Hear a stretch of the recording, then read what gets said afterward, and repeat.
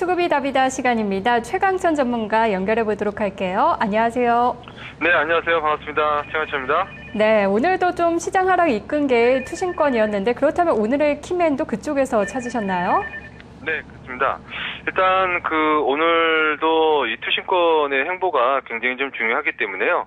투신권이 오늘도 1,500억 이상의 좀 매도를 기록했고 여전히 그 가격 부담과 환매에 대한 우려로부터 자유로울 수가 없죠. 그렇기 때문에요. 오늘도 투신권을 수급의 키맨으로 좀 선정을 좀 했습니다.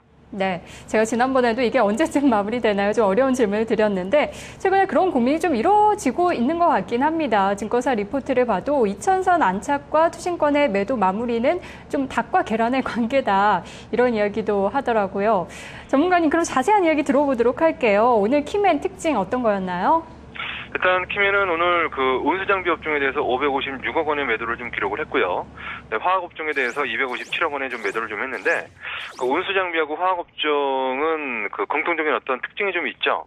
첫 번째는 글로벌 경기 민감주라는 그런 특징이 좀 있고요. 그리고 두 번째 특징은 외풍으로부터 자유로울 수 없다라는 그런 두 가지의 어떤 특징이 좀 있습니다. 그렇기 때문에요. 지금 두 업종에 대해서 오늘 좀 매도가 좀 나왔다라는 것은 지금 다시 한번 조금 좀 스페인의 어떤 국채 발행 물량에 이어서 그리고 이탈리아에 대한 어떤 리스크라고 얘기하기는 조금 좀 어려운 부분들이 되겠습니다만 스페인과 이탈리아에 대한 얘기가 지금 조심스럽게 좀 나오고 있지 않습니까? 다음 주에 이탈리아 25, 26, 27, 3일 동안에 규모가 비교적 있는 국채 발행이 좀 있고 그리고 오늘 밤에 또 스페인의 국채 발행 그리고 다음 달에는 319억 유로의 스페인의 대규모 국채 발행이 좀 있죠. 그것 때문에 구제금융을 다음 달에는 신청을 할 것이다라는 그런 얘기들이 나오고 있죠. 그리고 그 다음에는 이탈리아구나라는 그런 어떤 내용들도 조심스레 지금 뉴스플로에서 뜨고 있기 때문에 이런 어떤 관련한 어떤 조선주의 어떤 매도 그런 흐름으로 좀 보는 것이 맞지 않겠나 그렇게 좀 생각이 좀 듭니다. 네, 외부 자금이 다시 일면서 경기 민감주 쪽으로 좀 매도를 많이 했는데요. 특징 업종 어디서 좀 찾을 수 있는지 종목까지 이야기 들어볼게요. 예, 일단 오늘 현대중공업을 좀 살펴봤고요.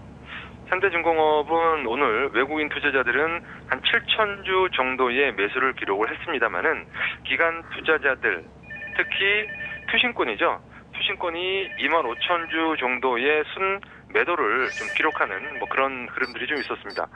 어제도 투신권이 17,000여 주 정도의 그 매도를 좀 기록을 좀 했죠. 그리고 연기금이 12,000주 정도의 매도도 오늘 좀 나타나면서 기관의 어떤 매도가 조금 좀 강도 높게 나타나는 그런 흐름들이 좀 전개가 되고 있는데요. 일단 기관이 팔면은 좀 피곤하고요. 그다음에 특히 투신권은 자금에 대한 어떤 환매 압박 여력이 좀 있기 때문에 모멘텀이 부각이 되지 않은 그런 종목들에 대해서는 먼저 매도할 수 있는 그런 가능성이 좀 있습니다. 해서 지금 매차 양적 완화를 했다고 해서 모든 것이 해결되고 있는 만병통치약은 아니기 때문에요. 이격이 조금 확장되는 대형주들 그리고 모멘텀이 조금은 강하지 않은 그런 쪽에 대해서는 기관의 수급 동향들을 면밀히 살펴보면서 대응해야 되겠다라는 관점으로 접근하시면 될 것 같네요. 네, 그렇다면은 결론적으로 좀 리스크를 대비한 전략이었다라고 해석도 가능할 것 같은데 하지만 또 스페인에서는 라우이 총리가 긴축을 재확인해줬고 일각에서는 스페인이 빠르게 구제금융 신청하는 게 좀 더 낫다라는 얘기도 있거든요. 이런 부분은 어떻게 보세요? 그거는 예를 들어서 주식으로 따지면 이런 거죠. 지금 2,100포인트, 2,200포인트 지금 그런 전망이 지금 많이 있죠. 그런데 2,100포인트, 2,200포인트 가야지 가는 거죠. 그죠? 그리고 가기 전에 또 한 번 조정을 받을 수도 있는 거고. 그렇기 때문에요. 길게 보면 결국은 불확실성이 해소라는 그런 측면이기 때문에 스페인의 구제금융을 받는 게 좋은데 그 파장 여파가 스페인 다음에 이탈리아가 있는 거죠. 그게 지금 문제라는 거고 또 하나 그것이 불확실성이 거치고 해소가 되는 것이 시장이 그렇게 받아들여지는지도 중요하죠. 이거를 리스크로 시장이 여겨진다라면은 그거는 다른 얘기가 되는 거고 리스크로 여기지 않고 불확실성의 해소라고 하면은 다행이겠죠. 즉 모두에 말씀드렸듯이 종합주가지수 2,100포인트, 2,200포인트 갈 수가 있겠죠. 충분히.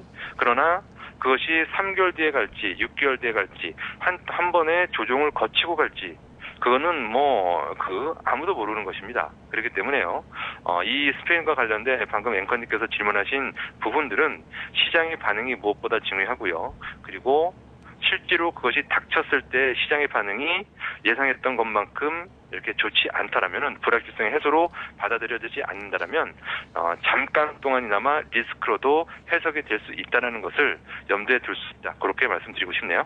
네, 알겠습니다. 전문가님 말씀 고맙습니다. 네. 수급이답이다 최강천 전문가와 함께했습니다. 넥스트 1부는 여기까지입니다. 잠시 후 2부로 돌아오겠습니다.